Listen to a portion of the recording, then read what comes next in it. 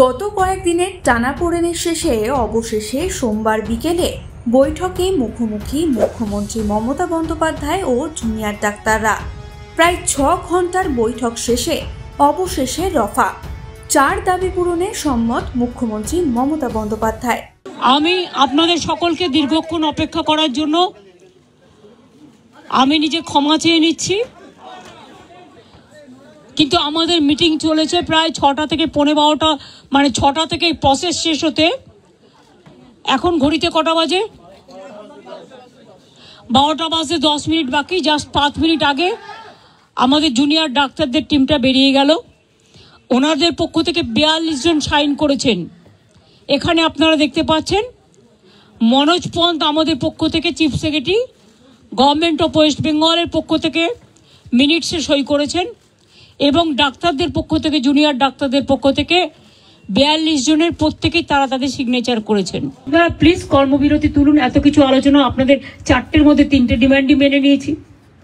তাছাড়াও CCTV, light, restroom, washroom এগুলো করে দেওয়ার ব্যাপারেও 100 কোটি টাকা দেওয়া হয়েছে,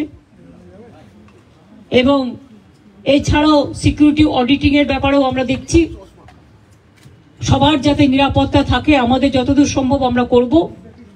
আপনাদেরও বলবো লক্ষ্য রাখতে, কারণ দায়বদ্ধতা কিন্তু বোথ সাইডেরই থাকে। আর আমি আপনাদের কাছে অনুরোধ করব, অনেক মানুষ মারা গেছে, অনেক মানুষের কষ্ট হচ্ছে, চিকিৎসা পাচ্ছে না, অনেক পেশেন্ট আটকে আছে। সুতরাং মানুষ মনে করে আপনারাই তাদের ভগবান। সুতরাং আপনাদের আমি কাজে ফিরতে অনুরোধ করব। সমস্যা থাকলে সমাধান করতে হয়, আলোচনার পথ সবসময় খোলা থাকে। আজকে 3 দিন অপেক্ষা করার পর, আজকে 4 দিন 5 দিন, 3 ঘন্টা 2 ঘন্টা 3 ঘন্টা অপেক্ষা করার পর আজকে প্রায় সব প্রসেস শেষ করতে 5.5 ঘন্টা টাইম লেগেছে। আমাদের দিক থেকে যা যা করার ছিল আমরা চেষ্টা করেছি, বাংলার মানুষ যাতে ভুল না বোঝেন, বাংলার মানুষের দিকে তাকিয়ে। এবং এটা নিয়ে আবার যেন কেউ অপপ্রচার দয়া করে করবেন না। বাংলায় দুর্গাপুজো আসছে, এটা আমার আবেদন আপনাদের কাছে। এটা আমাদের মিটিংয়ে আলোচনা হয়নি, আমি করিনি, এটা আমার পক্ষ থেকে বন্যাটা এবং ফ্লাডের ব্যাপারটা আমি বলেছি, এই পরিস্থিতি। সুতরাং ম্যালেরিয়া বাড়বে, ডেঙ্গু বাড়বে, জলজনিত রোগগুলো বাড়বে। আপনাদের খুব প্রয়োজন এখন আপনারা হাসপাতালে ফিরে যান। আমি এটুকু বলতে পারি, কারো বিরুদ্ধে কোনো শাস্তিমূলক ব্যবস্থা নেওয়া হবে না।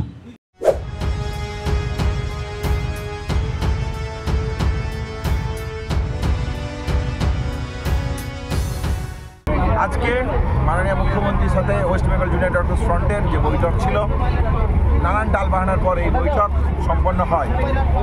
আমরা এই বৈঠকে ওয়েস্ট বেঙ্গল জুনিয়র ডক্টরস ফ্রন্টের রিপ্রেজেন্টেটিভ ছিলাম। এই জায়গা থেকে মাননীয় মুখ্যমন্ত্রী কিছু সুনির্দিষ্ট প্রশ্ন আমাদের কাছে রাখেন। 5 দফা দাবি নিয়ে আমরা ডিটেলস, আমাদের যে দাবি, কেন আমরা এই দাবি করছি সেই দাবি নিয়ে বিস্তারিত আলোচনা করি। আমাদের দাবি কেন ন্যায়সঙ্গত সেই জায়গাগুলো আমরা পরিষ্কারভাবে রাখি।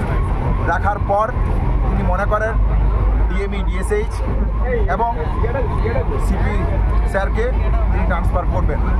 আমরা মনে করি তিনি যে এই মৌখিক প্রতিশ্রুতি দিয়েছেন, মিনিটসের মাধ্যমে যে প্রতিশ্রুতি দিয়েছেন, এই প্রতিশ্রুতি যদি বাস্তবায়িত হয় তাহলে আমরা হয়তো বলতে পারি আলোচনা কিছুটা সদার্থক। তারপরেও বলতে চাই সেটা হচ্ছে প্রিন্সিপাল সেক্রেটারি আমাদের যে জায়গা ছিল, যে তাকে তার বিরুদ্ধে অ্যাকশন নিতে হবে, ট্রান্সফারের জায়গা করতে হবে, এবং ডিসি সেন্ট্রালের যে পয়েন্ট ছিল আমাদের, সেই জায়গাটাতে এখনও কোনো ফলপ্রসূ সম্পন্ন আলোচনা আমরা পাইনি, ফলপ্রসূ আশা আমরা পাইনি। রিগার্ডিং সেফটি, সিকিউরিটি এবং বিভিন্ন কলেজে আরডি এবং স্টুডেন্ট ইউনিয়ন তৈরি করার যে প্রসঙ্গ, এই প্রসঙ্গ নিয়েও আমরা আলোচনা করি। উনি একটা ন্যাশনাল টাস্ক ফোর্স গঠনের কথা বলেন, চিফ সেক্রেটারিকে হেড করে। আমরা তাদের ডিসএগ্রি করলেও আমরা বলেছি এই নিয়ে আমরা আলোচনায় বসতে রাজি, যদি আমাদের সেফটি সিকিউরিটি মেজার সম্পর্কে যাবতীয় যা পদক্ষেপ, সেই পদক্ষেপ নিয়ে আমরা ডিটেলস ডিসকাশনে রাজি আছি। এই অবধি আজকের আলোচনা হয়েছে। বাকি ধর্ণামঞ্চ থেকে আমরা ডিটেলস ডিসকাশন আমরা করব। হ্যাঁ, কিন্তু এই পাশাপাশি এই কথাটা বলে রাখতে চাই, আমাদের আন্দোলন স্বাস্থ্য ভবনের সামনে যেরকম আমাদের অবস্থান বিক্ষোভ চলছে এবং আমরা যে কর্মবিরতিতে আছি, আমরা আমাদের কলেজের সমস্ত ছাত্রছাত্রীরা, নার্সিং, মেডিকেল বন্ধুরা যারা এই আন্দোলনের সাথে সরাসরিভাবে যুক্ত, তাদের সাথে সম্পূর্ণরূপে আলোচনা করার পর আন্দোলনের এবং আমাদের কর্মবিরতির গতি প্রকৃতি সম্পর্কে সুনির্দিষ্ট সিদ্ধান্ত নেব, এটাও আমরা মাননীয় মুখ্যমন্ত্রীকে জানিয়েছি। এই সময় অনলাইন